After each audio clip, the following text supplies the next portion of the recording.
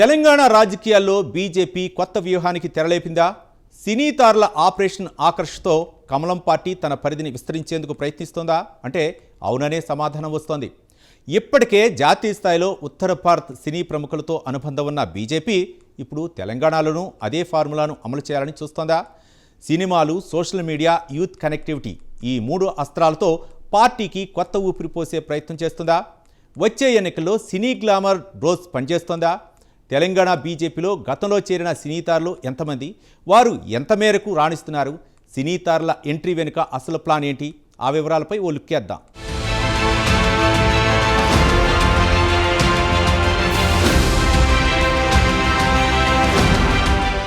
తెలంగాణలో బీజేపీ విస్తరణకు సినీ గ్లామర్ కీలక ఆయుధంగా మార్చాలని అధిష్టానం భావిస్తున్నట్లు తెలుస్తోంది. ప్రజల్లో గుర్తింపున్న నటీనటులు, దర్శకులు, సినీ రంగానికి చెందిన ప్రముఖులతో సంప్రదింపులు సాగుతున్నాయనే టాక్ వినిపిస్తోంది. దీంతో ఆపరేషన్ ఆకర్షలో భాగంగానే సినీ నటి ఆమని, సీనియర్ మేకప్ ఆర్టిస్ట్ శోభలతలను పార్టీలో చేర్చుకున్నారు. తెలుగు సినీ రంగంలో ఎంతో పేరు ప్రఖ్యాతలు కలిగి ఉన్న ఆమని సేవలు పార్టీకి ఉపయోగపడతాయని భావిస్తున్నారు. రాజకీయాల్లో సినీ గ్లామర్ ఎప్పుడూ ప్రత్యేక ఆకర్షణగా నిలుస్తుంది. గతంలో కాంగ్రెస్, బీఆర్ఎస్ పార్టీల్లో సినీ ప్రముఖుల సందడి ఎక్కువగా కనిపించేది. అయితే ఇప్పుడు అదే ట్రెండ్ బీజేపీ వైపు మళ్లినట్టు సంకేతాలు కనిపిస్తున్నాయి.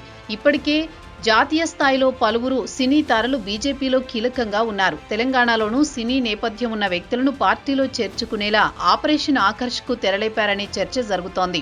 ప్రత్యేకించి యువతను ఆకట్టుకునే గ్లామర్ ఫ్యాక్టర్, సోషల్ మీడియా ప్రభావం, స్టార్ ఇమేజ్ ఇవన్నీ ఎన్నికల సమయంలో కీలకంగా మారుతున్నాయి.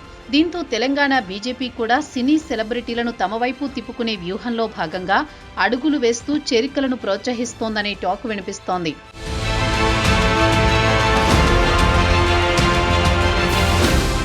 ప్రత్యేకంగా యువతను, అర్బన్ ఓటర్లను ఆకట్టుకునేందుకు సినీ ప్రముఖులు క్రేజ్ను ఉపయోగించుకోవాలన్నది బీజేపీ ప్లాన్. సోషల్ మీడియాలో ప్రభావం చూపే సెలబ్రిటీల ఎంట్రీతో పార్టీకి కొత్త ఇమేజ్ తీసుకురావాలని ప్రయత్నిస్తోంది.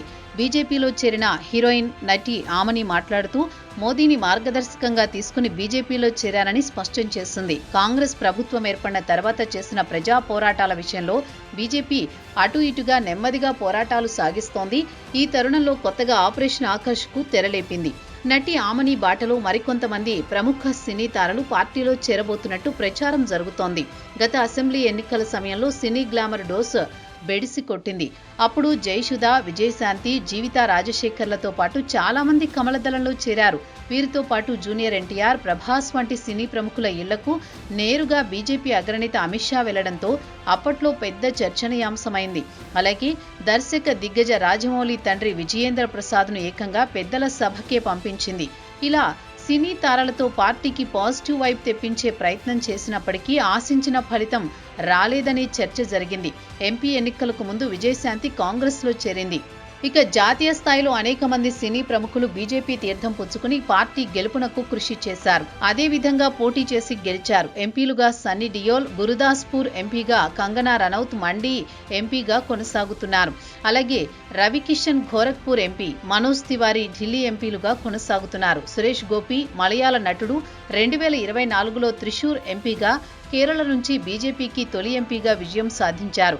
అరుణ్ గోవిల్ రామాయణం సీరియల్లో రాముడిగా ప్రసిద్ధి చెంది మీరట్ ఎంపీగా, హేమమాలిని, కిరణ్ ఖేర్, పరేష్ రావల్, రూపాలి గంగూలీ, జయప్రద లాంటి వారు సుదీర్ఘంగా బీజేపీలో కొనసాగుతున్నారు. బాలీవుడ్, ఇతర రాష్ట్రాలకు చెందిన సినీ ప్రముఖులు బీజేపీలో రాణించారు. కానీ తెలుగు రాష్ట్రాల నుంచి నటులు, నటీమణులు పెద్దగా రాణించిన దాఖలాలు లేవు.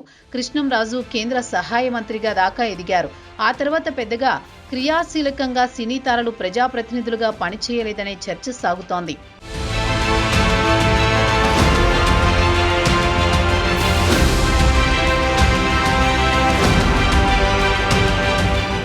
దీంతో రాజకీయాల్లో సినీ గ్లామర్ ఎంతవరకు సక్సెస్ అవుతుందనేది మాత్రం ప్రశ్నార్థకమే.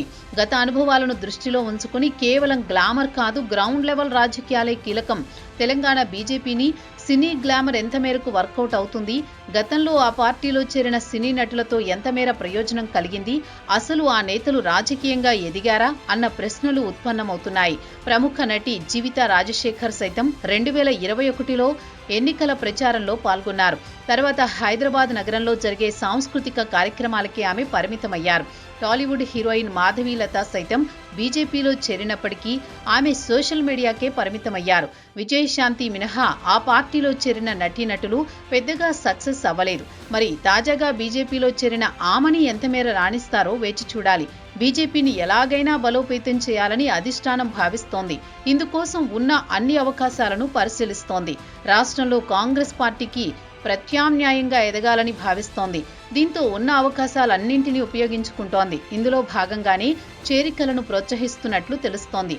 ఆమెని ఎన్నికల బరిలో దించుతారా లేదంటే పార్టీ ప్రచారాల్లో ఆమె సేవలు వినియోగించుకుంటారా అన్నది వేచి చూడాల్సిందే. మొత్తానికి తెలంగాణ బీజేపీ సినీ గ్లామర్ పై పెట్టుకున్న ఆశలు ఎంతవరకు ఫలిస్తాయో, ఈ కొత్త ప్రయోగం రాజకీయ రంగంలో ఎలాంటి ప్రభావం చూపుతుందో రానున్న రోజుల్లో స్పష్టమవనుంది. రానున్న జీహెచ్ఎంసీ, ఎంపీటీసీ, జెడ్పీటీసీ ఎన్నికలు, తదుపరి అసెంబ్లీ ఎన్నికల దృష్ట్యా సినీ గ్లామర్ పార్టీకి అనుకూలంగా మలుచుకోవాలనే ఆలోచన బీజేపీ అధిష్టానం చేస్తోంది. అయితే సినీ గ్లామర్ వల్ల తాత్కాలిక హైప్ వస్తుందా లేక ఓట్లుగా మారి పార్టీకి దోహదపడుతుందా లేదా అనేది వేచి చూడాల్సిందే.